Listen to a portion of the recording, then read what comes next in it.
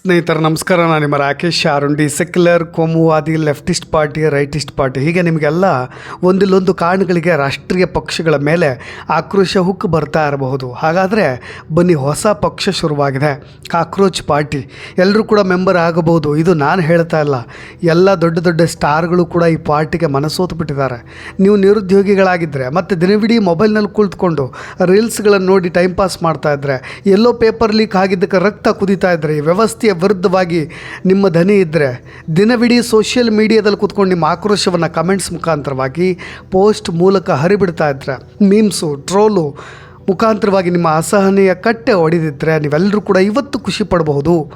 ಈ ಜೀಳೆ ಪಕ್ಷದ ಪ್ರತಿಯೊಬ್ಬ ಸದಸ್ಯರಿಗೂ ಕೂಡ ಆರಂಭದಲ್ಲಿ ಧನ್ಯವಾದಗಳನ್ನು ತಿಳಿಸಲೇಬೇಕು. ಯಾಕೆಂದರೆ ದೇಶಕ್ಕೆ ಹೊಸ ಪಕ್ಷ ಒಂದು ಸೆನ್ಸೇಷನ್ ಕ್ರಿಯೇಟ್ ಮಾಡಿರೋದು, ಅದು ಜೀಳೆ ಪಕ್ಷ. ಅನೇಕರು ನಿಮ್ಮ ಮನೆಯಲ್ಲಿ ಈ ಹಾಳಾದ ಎಲ್ಲಿ ಹೋಯ್ತು, ಕೈಗೆ ಸಿಗ್ತಾನೆ ಇಲ್ಲ ಅಂತ ಕೈಗೆ ಸಿಕ್ಕದ್ದನ್ನೆಲ್ಲ ತೆಗೆದುಕೊಂಡು ಅದಕ್ಕೆ ಹೊಡಿಲಿಕ್ಕೆ ಮುಂದಾಗ್ತಾ ಇರ್ತೀರಿ. ಚಪ್ಪಲಿಯಿಂದಲೂ ಕೂಡ ಹೊಡಿಲಿಕ್ಕೆ ಮುಂದಾಗ್ತಾ ಇರ್ತೀರಿ. ಅದೇ ಇವತ್ತು ದೊಡ್ಡ ಪಕ್ಷವಾಗಿ ಹೊರಹೊಮ್ತಾ ಇರೋದು. ಯಾಕೆಂದರೆ ಈ ವ್ಯವಸ್ಥೆಯಿಂದ ಎಷ್ಟು ನೊಂದಿದಾರೋ ಅವರೆಲ್ಲರೂ ಕೂಡ ಇವತ್ತು ಜೇಳೆ ಪಕ್ಷದ ಮೆಂಬರ್ಗಳು ಅನ್ನೋ ರೀತಿಯಾಗಿ ತೋರಿಸ್ಕೊಳ್ತಾ ಇರೋದು. ಎಲ್ಲೋ ಮೂಲೆಯಲ್ಲಿ ಕೂತ್ಕೊಂಡು ಹೊರಗೆ ಬರ್ತಾನೆ ಇಲ್ಲ ಅಂತ ನೀವೆಲ್ಲರೂ ಕೂಡ ಅದನ್ನು ಕಡೆಗಣಿಸ್ತಾ ಇದ್ರಿ. ಇವತ್ತು ಆ ಮೂಲೆಯಲ್ಲಿದ್ದಂಥ ಪ್ರತಿಯೊಂದು ಜೇಳೆಯೂ ಕೂಡ ವ್ಯವಸ್ಥೆಯ ವಿರುದ್ಧವಾಗಿ ಹೊರಗೆ ಬರ್ತಾ ಇದೆ. ನಮಗೆ ಉದ್ಯೋಗವನ್ನು ಕೊಡ್ತೀವಿ ಅಂತ ನೀವೆಲ್ಲರೂ ಕೂಡ ಭಾಷಣಗಳನ್ನು ಬಿಗಿತಾ ಇದ್ದರೆ, ನಾವು ಬಂದು ಪ್ರಶ್ನೆ ಮಾಡ್ತೀವಿ. ಇವತ್ತು ನಮ್ಮ ಮಾಲೀಕರನ್ನ ಕೇಳ್ತೀವಿ, ನಮ್ಮ ಭವಿಷ್ಯ ಎಲ್ಲಿದೆ ಅಂತ. ಜೊತೆಗೆ ಏನಿದು ಜೇಳೆ ಪಕ್ಷ ಹೇಗಿರ್ತಿದ್ರು ಕೆಲಸ ಕಾರ್ಯಗಳು ಅಂತ, ರ್ಯಾಲಿ ಇರೋದಿಲ್ಲ, ರೋಡ್ ಶೋಗಳು ಇರೋದಿಲ್ಲ, ಮತ್ತು ನಾವು ಪ್ರತಿನಿತ್ಯವೂ ಕೂಡ ಅಪಹಾಸ್ಯ ಮಾಡ್ಕೊಳ್ತಾ ಕೂರ್ತೀವಿ. ಜೊತೆಗೆ ನಮ್ಮ ಹೋರಾಟವನ್ನು ಬಿಗಿಗೊಳಿಸ್ತೀವಿ. ಜೊತೆಗೆ ಪ್ರತಿಭಟನೆ ಸೋಷಿಯಲ್ ಮೀಡಿಯಾ ಮುಖಾಂತರವೇ ನಡೆಯುತ್ತೆ ಅನ್ನೋದನ್ನು ಅವ್ರು ಹೇಳ್ತಾ ಇರೋದು. ಕುರ್ಚಿಯ ಮೇಲೆ ಕುಳಿತಿರೋರನ್ನ ಮತ್ತೆ ನಾವು ನಮ್ಮ ಬಲೆಗೆ ಬೀಳಿಸ್ತೀವಿ ಅಂತ ಇದೆ ಜೇಳೆ ಪಕ್ಷ. ಹಾಗಾದರೆ ದೇಶದ ಜನರು ಕೇಳ್ತಾ ಇರೋ ಗಂಭೀರ ಪ್ರಶ್ನೆ, ಸ್ನೇಹಿತರೆ, ಇದು ಯಾಕೆ ಸಂಭವಿಸ್ತು? ಜೇಳೆ ಪಕ್ಷ ಹುಟ್ಕೊಂಡಿದ್ದು ಯಾಕೆ? ಯುವಕರನ್ನ ಜೇಳೆಗಳು ಅಂತ ಯಾಕೆ ಎಲ್ಲರೂ ಕೂಡ ಕರೀಲಿಕ್ಕೆ ಶುರು ಮಾಡಿದ್ದಾರೆ? ಹಾಗಾದರೆ ಇನ್ನು ಮುಂದೆ ರಾಷ್ಟ್ರೀಯ ಪಕ್ಷಗಳ ಕತೆ ಮುಗೀತಾ? ಇದು ಕೇವಲ ತಮಾಷೆನ? ಹಾಗಾದರೆ ಹೊಸ ಪೀಳಿಗೆಯ ವ್ಯವಸ್ಥೆಯ ಬಗ್ಗೆ ಮಾಡಿರ್ತಕ್ಕಂಥ ಒಂದು ವ್ಯಂಗ್ಯವ, ತಮಾಷೆಯ ಒಂದು ಪೇಜ ಇದು? ಯಾಕಂದರೆ ಸ್ಟೋರಿ ಕೇವಲ ವಿಡಂಬನೆ ಮಾಡೋದ್ರ ಕುರಿತಲ್ಲ. ಈ ಸ್ಟೋರಿ ಇದೆಯಲ್ಲ, ಇದು ಇವತ್ತಿನ ಯುವಕರ ಯೌವನದ ವ್ಯರ್ಥವಾಗ್ತಾ ಇರೋದ್ರ ಬಗ್ಗೆ ಪ್ರಶ್ನೆ ಅದು. ಇದರ ಹಿಂದೆ ಯುವಕರ ಹೃದಯದಲ್ಲಿ ಅಪಾರವಾದಂಥ ನೋವುಂಟು ಮಾಡಿದಂಥ ವ್ಯಂಗ್ಯ ಕೂಡ ಇದೆ. ಜೀಳೆ ಅದು ಎಲ್ಲಿಂದ ಬಂತು, ಏನಾಯಿತು ಅನ್ನೋ ಅಸಲಿ ಕಥೆಯನ್ನು ಡೀಟೇಲ್ಡಾಗಿ ನೋಡ್ತಾ ಹೋಗ್ತೀನಿ. ಇದನ್ನು ಈ ಪಕ್ಷ ಮಾಡೋ ಕೆಲಸ ಏನು, ಕಾರ್ಯವೈಖರಿ ಏನು, ಎಲ್ಲದನ್ನೂ ಕೂಡ ನಿಮಗೆ ಡೀಟೇಲ್ಡಾಗಿ ಹೇಳಲೇಬೇಕು. ಯಾಕೆಂದರೆ ಜೀಳೆಗಳು ಏನು ಮಾಡ್ತಾವಾಗಾದರೆ, ಈ ಪಕ್ಷ ಏನು ಮಾಡೋದಿಲ್ಲ. ಇದು ಯಾರು ರಾಜಕೀಯ ಪಕ್ಷ, ಇದನ್ನು ಯಾರು ಮುನ್ನಡೆಸ್ತಾರೆ? ಹಾಗಾದರೆ ಈ ಪಕ್ಷಕ್ಕೆ ಯಾರೂ ಕೂಡ ಹೊಣೆಗಾರರು ಇಲ್ಲವೇ ಇಲ್ವಾ ಹಾಗಾದರೆ? ಅಥವಾ ಯಾವುದಾದ್ರೂ ರಾಜಕೀಯ ಪಕ್ಷದೊಂದಿಗೆ ಈ ಜೇಳೆ ಪಕ್ಷ ಸಂಬಂಧ ಹೊಂದಿದೆಯಾ? ಇವೆಲ್ಲವೂ ಕೂಡ ಸೋಷಿಯಲ್ ಮೀಡಿಯಾದಲ್ಲಿ ಸಿಕ್ಕಾಪಟ್ಟೆ ಪ್ರಶ್ನೆಗಳು ಹರಿದಾಡ್ತಾ ಇರೋದು. ಅದೇ ಪ್ರಶ್ನೆ, ಜೇಳೆ ಅನ್ನೋ ಹೆಸರು ಬಂದಿದ್ದು ಎಲ್ಲಿಂದ? ಇದೆಲ್ಲವನ್ನು ಕೂಡ ನಾನು ಹೇಳ್ತೀನಿ. ಇದಕ್ಕೂ ಮುನ್ನ ನೀವು ನನ್ನ ಚಾನಲ್ನ ಸಬ್ಸ್ಕ್ರೈಬ್ ಮಾಡಬೇಕು. ಯಾಕೆಂದರೆ ನಾನು ವಿನಂತಿ ಮಾಡ್ಕೊಳ್ತಾ ಇದ್ದೀನಿ, ನಾವು ಶಕ್ತಿವಂತರಾದರೆ ಈ ಥರದ ಅನೇಕ ಸ್ಟೋರಿಗಳನ್ನು ನಿಮ್ಮ ಮುಂದೆ ತಂದಿಡ್ಬೋದು. ನಾವು ನಿಮ್ಮ ಶಕ್ತಿ ಕೂಡ ಆಗಬಹುದು. ಸ್ನೇಹಿತರೆ, ಜೇಳೆ ಜನತಾ ಪಕ್ಷವಾಗಿದ್ದು ಏಕೆ? ಅದು ಶುರುವಾಗಿದ್ದು ಎಲ್ಲಿ? ಮೇ 15ನೇ ತಾರೀಕು 2026ರಂದು ಈ ಥರದೊಂದು ಹೇಳಿಕೆ ಬರುತ್ತೆ. ಅಂದರೆ CJI, ಸುಪ್ರೀಂ ಕೋರ್ಟ್ನ CJI ಅವರು ಏನೋ ಒಂದು ಮಾತುಗಳನ್ನು ಹಾಡಿಬಿಡ್ತಾರೆ. ಅವರು ಹಾಕಿದಂಥ ಕಮೆಂಟ್ ಇವತ್ತು ಜೇಳೆ ಅನ್ನೋ ಒಂದು ಪದವನ್ನು ಅವರು ಬಳಸಿದ್ದೇ ಈ ಥರದ ಒಂದು ಸೆನ್ಸೇಷನ್ ಹುಟ್ಟು ಹಾಕಲಿಕ್ಕೆ ಕಾರಣವಾಗಿಬಿಟ್ಟಿದೆ. ಕಾಕ್ರೋಚ್ ಜನತಾ ಪಾರ್ಟಿ ಇದು ನಿಜವಾದ ರಾಜಕೀಯ ಪಕ್ಷ ಅಲ್ಲ. ಆನ್ಲೈನ್ ಹುಟ್ಟಿದಂಥ ಒಂದು ವಿಡಂಬನಾತ್ಮಕ ಅಭಿಯಾನ. ಆದರೆ ಕೇವಲ ಕೆಲವು ದಿನಗಳಲ್ಲಿ ಇದು ಮುಗಿದು ಹೋಗುತ್ತೆ ಅಂದ್ಕೋಬೇಡಿ. ಇದಕ್ಕೆ ಸಿಕ್ಕಂಥ ಜನಪ್ರಿಯತೆ ನೋಡ್ತಾ ಇದ್ದರೆ ರಾಜಕೀಯ ವಲಯದಲ್ಲಿ ಸಿಕ್ಕಾಪಟ್ಟೆ ಸೆನ್ಸೇಷನ್ ಹುಟ್ಟು ಹಾಕಿದೆ. ಈ ಯುವ ರಾಜಕೀಯ ವೇದಿಕೆ ಕೇವಲ 4 ದಿನಗಳಲ್ಲಿ 9.8 ಮಿಲಿಯನ್ ಫಾಲೋವರ್ಸ್ಗಳನ್ನು ಪಡೆದುಕೊಂಡಿರೋದು.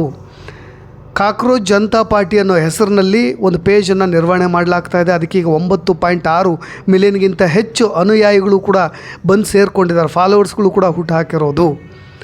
ಇದನ್ನೆಲ್ಲವನ್ನು ಕೂಡ ನೋಡ್ತಾ ಇದ್ದರೆ ನೀವು ಒಂದು ಗಮನಿಸ್ಬೋದು, ಕಾಂಗ್ರೆಸ್ ಪಕ್ಷ ಅದು ಇನ್ಸ್ಟಾಗ್ರಾಮ್ ಖಾತೆ INC ಇಂಡಿಯಾ ಮೊದಲ ಸ್ಥಾನದಲ್ಲಿದೆ. ಅದಕ್ಕೂ ಸುಮಾರು ಒಂದು 13.2 ಮಿಲಿಯನ್ ಜನ ಫಾಲೋವರ್ಸ್ ಇದ್ದಾರೆ. ಆಮ್ ಆದ್ಮಿ ಪಕ್ಷ ಇನ್ಸ್ಟಾಗ್ರಾಮ್ ಖಾತೆ ಫಾಲೋವರ್ಸ್ಗಳು ಸುಮಾರು 1.9 ಮಿಲಿಯನ್ ಅಂತ ಹೇಳ್ತಾ ಇರೋದು. ಇವತ್ತು BJP ಅಧಿಕೃತವಾದಂಥ ಖಾತೆ ಸುಮಾರು 8.7 ಮಿಲಿಯನ್ ಫಾಲೋವರ್ಸ್ಗಳಿದ್ದಾರೆ. ಈಗ ಇವರೆಲ್ಲರನ್ನೂ ಕೂಡ ಮೀರಿ ಮುನ್ನುಗ್ಗುತ್ತಾ ಇರೋದು 9.6 ಮಿಲಿಯನ್ಗಿಂತ ಹೆಚ್ಚು ಅನುಯಾಯಿಗಳು. ಕಾಕ್ರೋಚ್ ಜನತಾ ಪಾರ್ಟಿಗೆ 2020 ಮತ್ತು 2023ವರೆಗೆ ಆಮ್ ಆದ್ಮಿ ಪಕ್ಷದ ಸೋಷಿಯಲ್ ಮೀಡಿಯಾ ಟೀಮ್ನಲ್ಲಿದ್ದಂಥ ಅಭಿಜಿತ್ ಅವರು ಈಗ ಸದ್ಯ ಅವರು ಪ್ರಸ್ತುತ ಅಮೆರಿಕದಲ್ಲಿದ್ದಾರೆ. ಬೋಸ್ಟನ್ ವಿವಿಯಲ್ಲಿ ಸಾರ್ವಜನಿಕ ಸಂಪರ್ಕ ವಿಷಯದಲ್ಲಿ ಸ್ನಾತಕೋತ್ತರ ಪದವಿಯನ್ನು ಕಂಪ್ಲೀಟ್ ಮಾಡ್ತಾ ಇದ್ದಾರೆ. ಆದರೆ CJ ಸೂರ್ಯಕಾಂತ್ ಅವರು ನಿರುದ್ಯೋಗಿ ಯುವ ಜನರನ್ನು ಜಿರಳೆಗಳು ಅಂತ ಹೇಳಿ ಕರೀತಾರೆ. ಅದಾದ ನೆಕ್ಸ್ಟ್ ಡೇ ಮೇ 16ರಂದು ಎಕ್ಸ್ನಲ್ಲಿ ಇದೇ ಗೂಗಲ್ ಫಾರ್ಮ್ ಒಂದನ್ನು ಇವರು ಪೋಸ್ಟ್ ಮಾಡ್ತಾರೆ. CJPಗೆ ನೋಂದಾಯಿಸಿಕೊಳ್ಳುವಂತೆ ಜನರನ್ನ ಆಹ್ವಾನ ಮಾಡ್ತಾರೆ. ಕಾಕ್ರೋಚ್ ಜನತಾ ಪಾರ್ಟಿಗೆ ನೀವೆಲ್ಲರೂ ಬನ್ನಿ ಅಂತ. ಆ ಪೋಸ್ಟ್ಗೆ ರಿಯಾಕ್ಟ್ ಮಾಡಿದಂಥ ಕೀರ್ತಿ ಆಜಾದ್ ಅವರು, ನಾನು ಕಾಕ್ರೋಚ್ ಜನತಾ ಪಾರ್ಟಿಗೆ ಸೇರಲು ಬಯಸ್ತಾ ಇದ್ದೀನಿ, ಆದರೆ ಇದಕ್ಕೆ ಇರತಕ್ಕಂಥ ಅರ್ಹತೆಗಳೇನು ಅಂತೇಳಿ ಅವರೊಂದು ಪೋಸ್ಟ್ ಹಾಕ್ಕೊಳ್ತಾರೆ. ಇದಕ್ಕೆ ಪ್ರತಿಕ್ರಿಯೆ ಕೊಟ್ಟಂಥ CJP 1983ರ ವಿಶ್ವಕಪ್ ಗೆದ್ದಿರೋದು ಅತ್ಯಂತ ಸೂಕ್ಷ್ಮವಾದಂಥ ಅರ್ಹತೆಯಾಗಿದೆ ಅಂತ ಹೇಳಿ ರಿಯಾಕ್ಟ್ ಮಾಡುತ್ತೆ.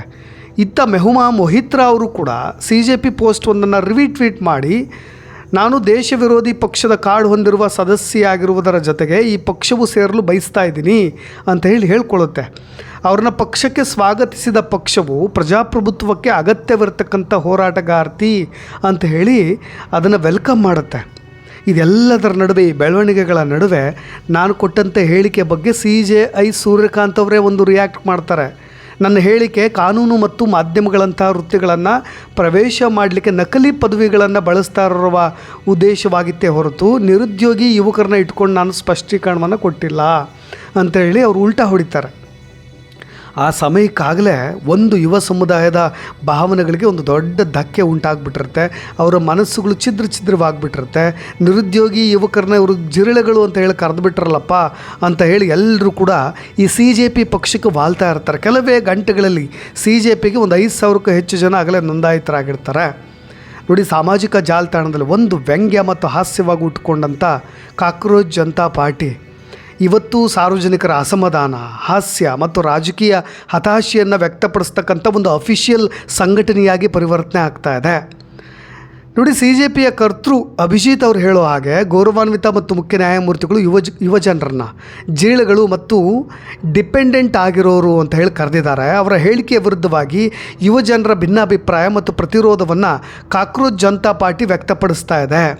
ಸಂವಿಧಾನ ಮತ್ತು ವಾಕ್ ಸ್ವಾತಂತ್ರ್ಯದ ರಕ್ಷಕರಾಗಬೇಕಾಗಿದ್ದಂಥ ಸುಪ್ರೀಂ ಕೋರ್ಟ್ನ ಮುಖ್ಯ ನ್ಯಾಯಮೂರ್ತಿಗಳೇ ಇವತ್ತು ಯುವ ಜನರನ್ನ ಕೀಳಾಗಿ ವಿಮರ್ಶೆ ಮಾಡ್ತಾ ಇರೋದನ್ನು ಭಾರತದಂಥ ಪ್ರಜಾಪ್ರಭುತ್ವ ವ್ಯವಸ್ಥೆಯಲ್ಲಿ ಒಪ್ಕೊಳ್ಳಿಕ್ಕೆ ಸಾಧ್ಯವೇ ಇಲ್ಲ ಅಂತ ಹೇಳಿ ಅವ್ರು ಹೇಳ್ತಾರೆ.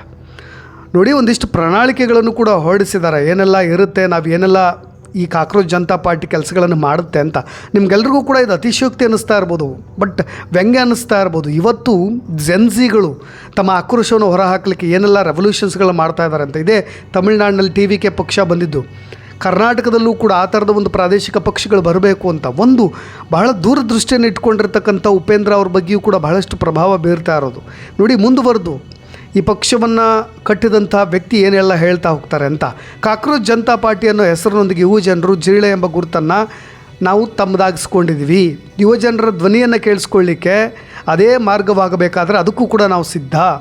ಜಿರಳೆಗಳು ಕೇವಲ ಕೊಳೆ ಮತ್ತು ಕೊಳೆತ ಜಾಗದಲ್ಲಿ ಮಾತ್ರ ಬದುಕ್ತವೆ ಅನ್ನೋ ಸಂದೇಶ ರವಾನಿಸ್ತಕ್ಕಂಥ ಉದ್ದೇಶ ನಿಮ್ಮದಾಗಿದ್ದರೆ ಇದರ ಅರ್ಥ ಈ ದೇಶವೂ ಕೂಡ ಕೊಳೆತು ಹೋಗಿಬಿಟ್ಟಿದೆ ಅನ್ನೋ ಅರ್ಥ.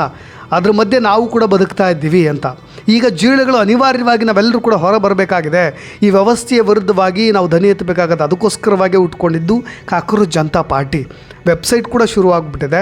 ಒಮ್ಮೆ ಸೂಕ್ಷ್ಮವಾಗಿ ಗಮನಿಸಿದ್ರೆ ಅವರ ಧ್ಯೇಯ, ದೃಷ್ಟಿಕೋನದ ಸಂಪೂರ್ಣ ಚಿತ್ರಣ ನಿಮಗೂ ಕೂಡ ಸಿಗಬಹುದು. ನಿಮ್ಮ ಆಕ್ರೋಶದ ಕಟ್ಟೆ ಕೂಡ ಹೊಡೆದಿದ್ದರೆ ಈಗ ನೀವು ಕೂಡ ಮೆಂಬರ್ಗಳಾಗಬಹುದು. ನೋಡಿ, ಲಿಖಿತ ರೂಪದಲ್ಲಿ ಜೋರಾಗಿ ಪದೇ ಪದೇ ನಾವು ಈ ಭ್ರಷ್ಟಾಚಾರದ ವಿರುದ್ಧವಾಗಿ ಮಾತನಾಡಲಿಕ್ಕೆ ಈ ಒಂದು ಕಾಕ್ರೋಚ್ ಜನತಾ ಪಾರ್ಟಿ ಕೆಲಸ ಮಾಡುತ್ತೆ. ಸೋಮಾರಿಗಳ ಮತ್ತು ನಿರುದ್ಯೋಗಿಗಳ ದನಿ ಅನ್ನೋ ಟ್ಯಾಗ್ಲೈನ್ ಹೊಂದಿರತಕ್ಕಂಥ ಈ ಕಾಕ್ರೋಚ್ ಜನತಾ ಪಾರ್ಟಿ ವ್ಯವಸ್ಥೆಯು ಲೆಕ್ಕ ಹಾಕಲಿಕ್ಕೆ ಮರೆತು ಹೋದಂಥ ಜನರನ್ನು ಪ್ರತಿನಿಧಿಸ್ತಾ ಇದೆ ಅಂತ ಪಕ್ಷವೇ ಹೇಳ್ಕೊಂಡಿರೋದು. ಶೂನ್ಯ ಪ್ರಾಯೋಜಕರು ಮತ್ತು ಕೇವಲ 5 ಬೇಡಿಕೆಗಳನ್ನು ಹೊಂದಿರತಕ್ಕಂಥ ಈ ಪಕ್ಷವು ತನ್ನನ್ನು ಒಂದು ದೊಡ್ಡ ಹಠಮಾರಿಗಳ ಹಿಂಡು ಅಂತ ಹೇಳಿ ಗುರುತಿಸ್ಕೊಳ್ತಾ ಇದೆ. ಮೇ 18ರ ಹೊತ್ತಿಗೆ ಈ ಒಂದು ಗ್ಯಾಂಗ್ 50,000ಕ್ಕೂ ಹೆಚ್ಚು ಫಾಲೋವರ್ಸ್ಗಳಾಗಿ ಬೆಳೆದು ನಿಂತಿರೋದು. ಜೊತೆಗೆ ಇದಕ್ಕೊಂದು ಅರ್ಹತಾ ಮಾನದಂಡಗಳು ಇದ್ದಾವೆ. ನಿರುದ್ಯೋಗಿಗಳಾಗಿರಬೇಕು, ಸೋಮಾರಿಗಳಾಗಿರಬೇಕು, ಸದಾ ಆನ್ಲೈನಲ್ಲಿರೋರಾಗಿರಬೇಕು, ಜೊತೆಗೆ ವೃತ್ತಿಪರರಂತೆ ನಿಮ್ಮ ಆಕ್ರೋಶವನ್ನು ಹೊರಹಾಕುವ ಬಲ್ಲವರಾಗಿರಬೇಕು ಅಂತಲೂ ಕೂಡ ಹೇಳ್ಕೊಂಡಿರೋದು. ನೋಡಿ, CJP 5 ಅಂಶಗಳ ಪ್ರಣಾಳಿಕೆಯನ್ನು ಕೂಡ ಬಿಡುಗಡೆ ಮಾಡಿರೋದು. ಏನು ಹೇಳುತ್ತೆ ಅಂತ, ಪ್ರಜಾಪ್ರಭುತ್ವ ಪ್ರಮುಖ ಸಂಸ್ಥೆಗಳನ್ನು ಇದು ವಿಮರ್ಶೆ ಮಾಡ್ತಾ ಇದೆ. ಒಂದು, ಎಲ್ಲ ಕ್ಯಾಬಿನೆಟ್ ಸ್ಥಾನಗಳಲ್ಲೂ ಕೂಡ ಮಹಿಳೆಯರಿಗೆ 50% ಮೀಸಲಾತಿ ನೀಡೋದು. ಒಂದು ಪಕ್ಷದಿಂದ ಮತ್ತೊಂದು ಪಕ್ಷಕ್ಕೆ ಜಿಗಿಯುವ ಶಾಸಕರು ಮತ್ತು ಸಂಸದರ ಮೇಲೆ 20 ವರ್ಷಗಳ ನಿಷೇಧ. ಗೋಧಿ ಮೀಡಿಯಾ ಆ್ಯಂಕರ್ಗಳ ಬ್ಯಾಂಕ್ ಖಾತೆಗಳ ಬಗ್ಗೆ ತನಿಖೆ ನಡೆಸೋದು. ಯಾವುದೇ ಮಾನ್ಯವಾದಂಥ ಮತವನ್ನು ಡಿಲೀಟ್ ಮಾಡಿದ್ರೆ ಮುಖ್ಯ ಚುನಾವಣಾ ಆಯುಕ್ತರನ್ನು CEC ಅಂದರೆ UAPA ಕಾಯ್ದೆ ಅಡಿ ಬಂಧಿಸೋದು. ಮತ್ತು ಯಾವುದೇ ಮುಖ್ಯ ನ್ಯಾಯಮೂರ್ತಿಗಳಿಗೆ ನಿವೃತ್ತಿಯ ನಂತರ ರಾಜ್ಯಸಭೆಗೆ ನೇಮಕ ಮಾಡೋದನ್ನು ಕಟ್ಟುನಿಟ್ಟಾಗಿ ನಿರ್ಬಂಧ ಮಾಡೋದು. ನೋಡಿ, ಇಲ್ಲಿ ಗೋಧಿ ಮೀಡಿಯಾ ಅನ್ನೋ ಪದಗಳನ್ನು ಇವರು ಕೂಡ ಬಳಕೆ ಮಾಡಿದ್ದಾರೆ. ಒಂದು ಆ್ಯಂಕರ್ ಇಡೀ ವ್ಯವಸ್ಥೆಯನ್ನು ಪ್ರಶ್ನೆ ಮಾಡಬೇಕಾದಂಥ ಪ್ರಮುಖ ವಾಹಿನಿಗಳಲ್ಲಿ ಕೂತ್ಕೊಂಡಿರ್ತಕ್ಕಂಥ ಆ್ಯಂಕರ್ಗಳು ಆ ಕೇಸ್ಗಳನ್ನು, ಆ ಸ್ಟೋರಿಗಳನ್ನು ಹೇಗೆ ತಿರುಗಿಸ್ತಾರೆ ಅನ್ನೋದನ್ನು ಕೂಡ ನೀವು ಸೂಕ್ಷ್ಮವಾಗಿ ಗಮನಿಸ್ತಾ ಇರ್ತೀರಿ. ಸೊ ಟೋಟಲಿ ಇದೆಲ್ಲವೂ ಕೂಡ ನೀವು ಗಮನಿಸಿದಾಗ ಕಾಕ್ರೋಚ್ ಜನತಾ ಪಾರ್ಟಿ ಭವಿಷ್ಯದಲ್ಲಿ ಔಪಚಾರಿಕವಾಗಿ ನೋಂದಾಯಿತ ಪಕ್ಷವಾಗುತ್ತಾ ಅಥವಾ ಡಿಜಿಟಲ್ ಬಂಡಾಯವಾಗಿ ಒಂದು ದೊಡ್ಡ ಸೆನ್ಸೇಷನನ್ನು ಹುಟ್ಟುಹಾಕುತ್ತಾ ಅಥವಾ ಕೇವಲ ತಮಾಷೆಯ ಪಕ್ಷವಾಗಿ ಉಳಿಯುತ್ತಾ ಅನ್ನೋದನ್ನು ನಾವೆಲ್ಲರೂ ಕೂಡ ಪ್ರಶ್ನೆ ಮಾಡಿಕೊಳ್ಬೇಕು. ಕಾಕ್ರೋಚ್ ಜನತಾ ಪಾರ್ಟಿ ಭಾರತಕ್ಕೊಂದು ಸುದೀರ್ಘ ಪರಂಪರೆಯನ್ನು ಪರಿಚಯಿಸ್ತಾ ಇದೆ ಅನ್ನೋದು ಕೂಡ ಅವ್ರು ಹೇಳ್ತಾ ಇದ್ದಾರೆ. ನೋಡಿ, ಅನೇಕರು ಶೌಚಾಲಯದಾಗ ಕೂತ್ಕೊಂಡು ಟೈಮ್ ಪಾಸ್ ಮಾಡ್ತಿದ್ದಾರೆ, ನಿರುದ್ಯೋಗಿಗಳ ಕಾಲ ಕಳೀತಾ ಇದ್ದಾರೆ, ಮೊಬೈಲ್ನಲ್ಲಿ ಮುಳುಗಿಬಿಟ್ಟಿರ್ತಾರೆ, ರೀಲ್ಸ್ಗಳನ್ನ ನೋಡ್ಕೊಂಡು ಕೂರ್ತಾರೆ, ಉದ್ಯೋಗ ಇಲ್ಲ. ಇವೆಲ್ಲವುಗಳನ್ನು ಸೃಷ್ಟಿ ಮಾಡಿದವ್ರು ಯಾರು? ಈ ವ್ಯವಸ್ಥೆ, ನಾವು ಗೆಲ್ಸ್ಕೊಟ್ಟಂಥ ಪಕ್ಷ. ಇನ್ನು ಮುಂದೆ ಅವ್ರನ್ನೆಲ್ಲರನ್ನೂ ಕೂಡ ಕಾಟ ಕೊಡಲಿಕ್ಕೆ ಇವತ್ತು ಯೂತ್ಸ್ಗಳು ದಂಗೆ ಎದ್ದಿರೋ ಪಕ್ಷವೇ ಈ ಕಾಕ್ರೋಚ್ ಜನತಾ ಪಾರ್ಟಿ. ನೋಡ ಮುಂದೆ ಏನೆಲ್ಲ ಆಗಬಹುದು, ಇದು ಯಾವ ರೀತಿಯಾಗಿ ಪರಿಣಾಮಕಾರಿಯಾಗಿ ಕೆಲಸ ನಿರ್ವಹಿಸಬಲ್ಲದು. ಇದರಿಂದ ರಾಷ್ಟ್ರೀಯ ಪಕ್ಷಗಳು ಜೊತೆಗೆ ಪಕ್ಷವನ್ನು ನಡೆಸ್ತಾ ಇರ್ತಕ್ಕಂಥ, ರಾಜ್ಯಗಳಲ್ಲಿ ಅಧಿಕಾರವನ್ನು ನಡೆಸ್ತಾ ಇರ್ತಕ್ಕಂಥ CMಗಳು ಎಚ್ಚೆತ್ಕೊಂಡು ನಮಗೆ ಇನ್ನು ಮುಂದೆ ಉಳಿಗಾಲ ಇಲ್ಲ, ನಮ್ಮ ಕೆಲಸವನ್ನು ನಾವು ಮಾಡಬೇಕು ಅಂತ ಅಂದುಕೊಂಡ್ರೆ ಅದು ದೊಡ್ಡ ರೆವಲ್ಯೂಷನ್ ಅಂತ ನಾನು ಭಾವಿಸ್ತೀನಿ. ಕಾಕ್ರೋಚ್ ಜನತಾ ಪಾರ್ಟಿಗೆ ಸಂಬಂಧಪಟ್ಟಾಗ ನಿಮ್ಮ ಅಭಿಪ್ರಾಯಗಳೇನಾದರೂ ಇದ್ದರೆ ಅದನ್ನು ಕೂಡ ತಿಳಿಸ್ಬೋದು ಅಂತ ಹೇಳ್ತಾ ಧನ್ಯವಾದ.